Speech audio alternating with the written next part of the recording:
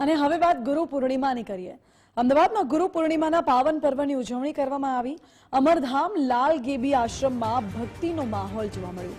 સદગુરુ પૂજ્ય લાલ બાપુના સમાધિએ ગુરુ વંદના યોજાઈ, જ્યાં દેશ વિદેશથી સેવકો અને શ્રદ્ધાળુઓ ઉમટ્યા છે।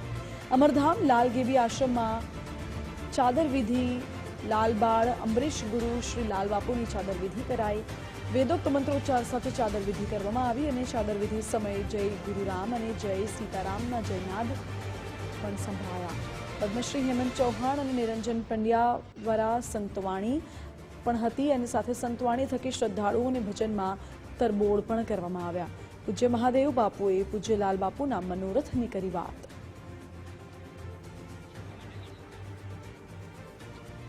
આજે ગુરુ પૂર્ણિમાનો પાવન અવસર છે અને તમામ લોકો પોતાના ગુરુને યાદ કરતા હોય છે, ગુરુ પાસેથી આશીર્વાદ મેળવતા હોય છે, ગુરુની ભક્તિમાં આજે લીન હોય છે। આજે એ દિવસ છે જ્યારે ગુરુની પૂજા, ગુરુની આરાધના અને ગુરુના આશીર્વાદ લેવાનો આજે એ દિવસ છે।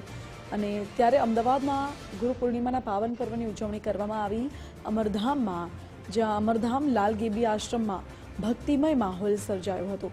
મોટી સંખ્યામાં ભક્તો અહીં ઉમટ્યા હતા અને સદગુરુ પૂજ્ય લાલ બાપુની સમાધિએ ગુરુવંદના કાર્યક્રમ યોજાયો, જેમાં દેશ વિદેશથી સેવકો અને શ્રદ્ધાળુઓ ઉમટી પડ્યા હતા।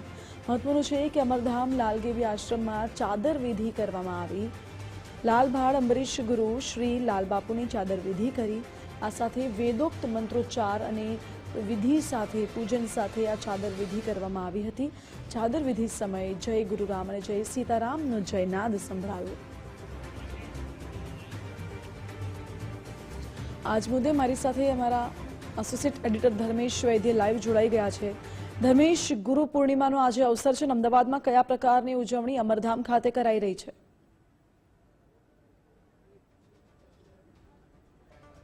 માનસી, કહી શકાય કે ગુરુ પૂર્ણિમાનું મહાપર્વ ગુરુવંદના છે અને અમદાવાદની ભાગોળે આવેલું હાથીજણમાં અમરધામ લાલ ગેબી આશ્રમ, ત્યાં આજે બેવડો ત્રિવેણી સંગમ છે, ભજન, ભોજન ને ભક્તિ।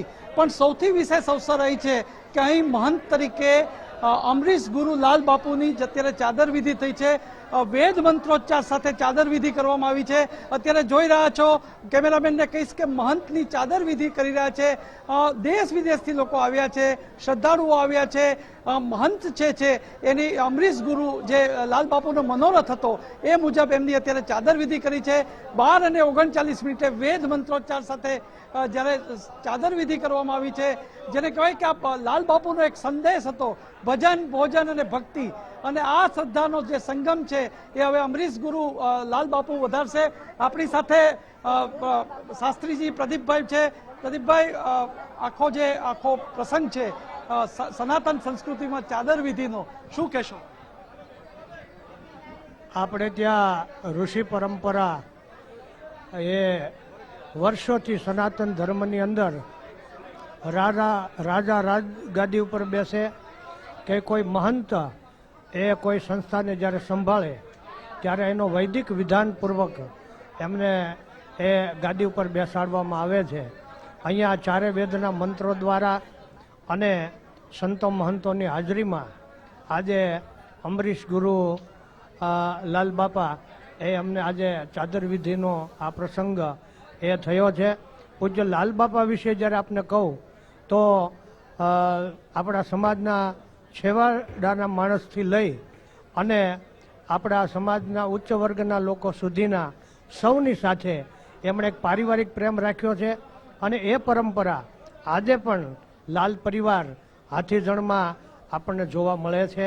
અને સમસ્ત જાણે એક રસ્તાથી, એટલે કે આપણે સમરસતાથી આપણો આખો સમાજ જીવતો હોય એવું આપણને અહીંયા લાગે છે। ચોક્કસ આપણી સાથે ભજન સમ્રાટ નિરંજન પંડ્યા છે। નિરંજનભાઈ, તમે તો કચ્છ હોય કે દાતાર હોય, દત્ત હોય કે ગિરનારી હોય, કોઈ પણ જગ્યાએ સંતો સાથે તમારે બહુ પ્રીતિ છે અને લાલ બાપુ સાથેના જે સ્નેહ સ્મરણો છે, આજે આ અવસર છે, શું કહેશો? ગુરુ પૂર્ણિમાની પહેલા તો સૌને વધાઈ, જય ગિરનારી, જય ગુરુ મહારાજ, ઓમ નમો નારાયણ, જય સિયારામ।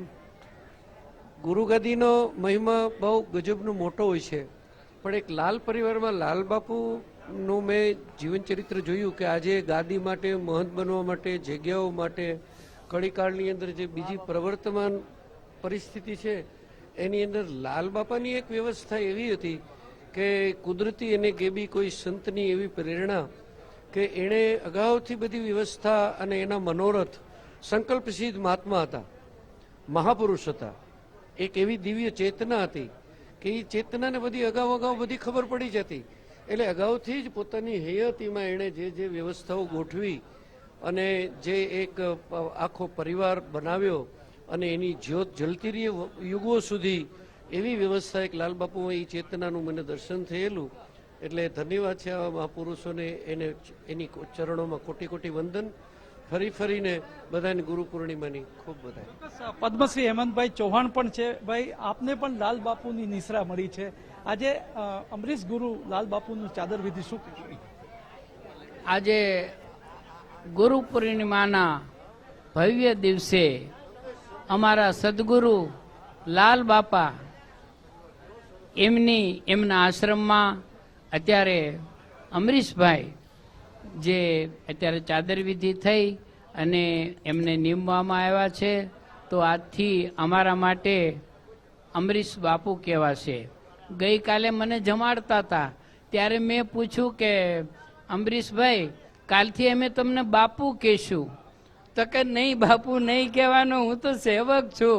તો આ લાલ બાપાના સંસ્કારો છે, લાલ બાપાની બધી ધારા છે, અને એ ધારામાં તો એવા જ આવે ને. અને લાલ બાપા બોલેલા વચ્ચે કે હું ત્રીજી પેઢીએ આવીશ, તો કદાચ એ લાલ બાપા હોઈ શકે તો એક સૌ ભક્તોનું કલ્યાણ કરવાની ભાવનાથી નાની ઉંમર છે, ભણેલ ગણેલ છે, અને ખૂબ એનું ભવિષ્ય ઉજળું થાય અને પરિવારની સેવા કરે, સાધુ સંતોની સેવા કરે, દીન દુખિયાની સેવા કરે અને જ્ઞાનનો પ્રચાર કરે, એ જ અભ્યર્થના. ચોક્કસ કહી શકાય. અત્યારે આપણે, હું કેમેરામેનને ફરીથી કહીશ કે જે અમરીશ ગુરુ જે લાલ બાપુના જે મહંત તરીકે બિરાજ્યા છે, એ આપ જોઈ શકો છો.